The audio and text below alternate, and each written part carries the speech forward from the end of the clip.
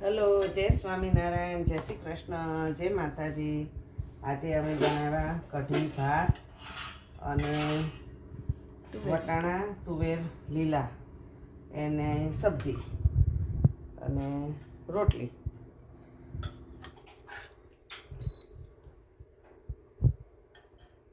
સફેદ કઢી પીવી હોય તો પાતળી બનાવે, પણ અમારે તો ભાતમાં નાખીને ખાવાની હોય એટલે ઘાટી રાખી છે.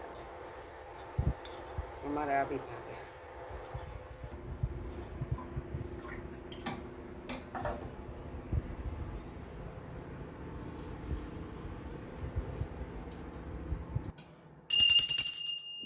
મહારાજ રાજી રહેજો.